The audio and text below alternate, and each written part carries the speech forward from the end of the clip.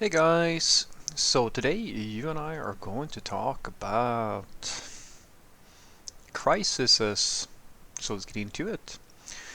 So the question in question was, hi Frederick, if you are the engineering tech lead and if there's a vulnerability in your live application which needs your critical application to be made unusable until it is fixed, how would you handle the situation? Well, usually the way I deal with it is that I do my prep work and my homework first, because the thing that usually is good to know in a crisis, because you're talking about a vulnerability here, which might just indicate that you have a security issue. So the thing that you want to do before you start panicking is to figure out what is the nature of the vulnerability that you're dealing with, and if that vulnerability is as critical as you actually think. Now, in your scenario here, we basically, it's very rare that it is this critical, guys. If it is, you usually have mitigation strategies for this, where an example would be if you have a leak somewhere where you're leaking, potentially leaking personal information, then you have to get ready to fix that immediately. And if you've done your homework, you should be able to change the code in pretty quickly. You should also have, there are other circumstances where you might have more troublesome problems. Then there's a coding error somewhere where, if I recall right, what was the name, Heartbleed or something like that, where it's like at the protocol level basically, or say the log4j exploits and things like that. These are issues which are more globally, spans more areas, which makes them much trickier to deal with. But even in those sorts of situations, you can fix the problem without bringing down the whole system. It's not going to be easy. In some cases, you might have to replicate your entire infrastructure in another solution because you're on like a version of a server or something like that that has a known exploit or something like that. But let's say, for the sake of argument, that you are correct, that there is such a problem, such an critical issue that you have to actually bring down the system. I also want you to know that in some cases that is not an option ever. If you work in the medical industry, for example, or something like that, then this can't actually happen. There is no exploit that is severe enough that you bring down the system. And if there is, then you are basically going to have to figure it out, as I was saying, in some other fashion. Which, yeah, let's just pretend that it has happened, but I've never seen this happen where it's that critical. But if it does happen, I hope that you have done what I usually do. You need to have, and this is where the leadership and personal relationship becomes very important.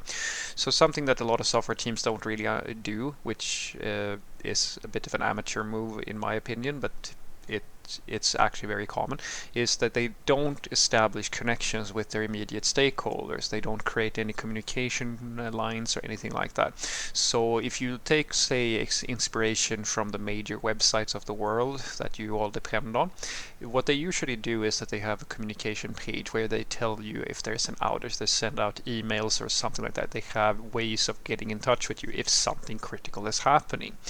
And the reason why they established that early on is because the reality is that if you lack foresight as a software development team, this is especially common, not just in a crisis, but it's very common for when you introduce breaking changes or anything like that. The software team, as most humans they usually will work in the short term.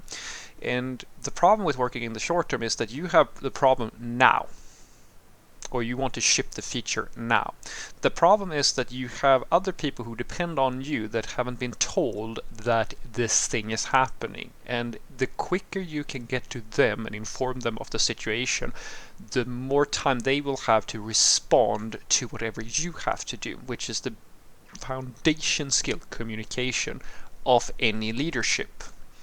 Because if you don't tell people, the earlier you can tell them, the more they can plan and adjust and so forth. And so there are all these things that become much easier if you have this established. And as I said with releasing, for example, if you have a release that's going to introduce a breaking change or some feature update, you ideally want to tell people about it as early as possible. And so you need to establish these communication pipelines where you ideally you gather all your stakeholders in some central, like if you have a mailing list or you have a specific Slack channel or something like that, where they know that they can get a hold of you, and this is where you will send out critical information. You can even have web pages, which, as I said, for the bigger companies, they usually have something like that. And then you send out information related to this and basically explain the situation as best as you can with all the diplomatical skills that you can possibly muster, and then you just pull the plug on the thing because you can't do anything else, because in your situation you're claiming that you have to take down the system. As I've said, I've never really seen something as severe as that happening, like where you like no security, literally no security issue I can imagine is critical enough that you need to kill the whole system, unless, as I said, it's like, I don't know, the bank has a flaw somewhere where you can just pull out cash at random or something like that. But if it gets to that point, then it's a little bit like in that old movie GoldenEye, like when the hacker Boris runs into the server room, he just starts pulling cards out. That's basically what you're going to have to do. But in order to handle that situation, which is a complete catastrophe, the best thing that you can do is to just communicate as early on as possible, and then afterwards you need to do damage control, where basically you have to explain why this happened, what steps you're going to take to make sure that it never happens in the future, and if it's for an like this is one of those situations where, if, as I was saying, if it's like a critical system where the requirement has been that this never happens, some heads are going to have to roll or something similar to that, most maybe. But then if you've designed a system that is so critical that it can never go down under any circumstances, and it does, if you haven't done your architecture well, then then you're just going to have to shock this down as this sucks and move on to the next thing. So what I want you to take away from this is that the way that I usually handle a crisis situation where I might have to do something that is like a breaking change or something like that is that I very early on establish communication pipelines with everybody who is a direct stakeholder, because basically I know that just as when I deal with feature development or when I have to do something that requires work on their part, I need to be able to tell them about it before I want to do the change. And this is a long-term thinking strategy that you have to adopt you should ideally adopt it fairly early on, because if you want to make a change and you know you're going to make that change at any given point, you have to account for the adjustment for everybody else, which is the basics of leadership. If you want to build a feature, you have to prepare some work so that you can present your idea to your team, so that the team can adjust and start planning and doing what they need. It's all kind of downstream, right? And that downstream mindset is the difference between having a very good relationship with everybody who is downstream from you and people hating your fucking guts. Because short-term thinkers, they just do the change and then like everybody else has to deal with the fallout from that. But people who care about their stakeholders, they usually have a little bit of a foresight before they make these changes. So if you establish these communication pipelines early on, you make sure that people know who you are, they know how to get a hold of you, and you could build a little bit of a relationship with the people. Usually they will, honestly, I've always found this to be true.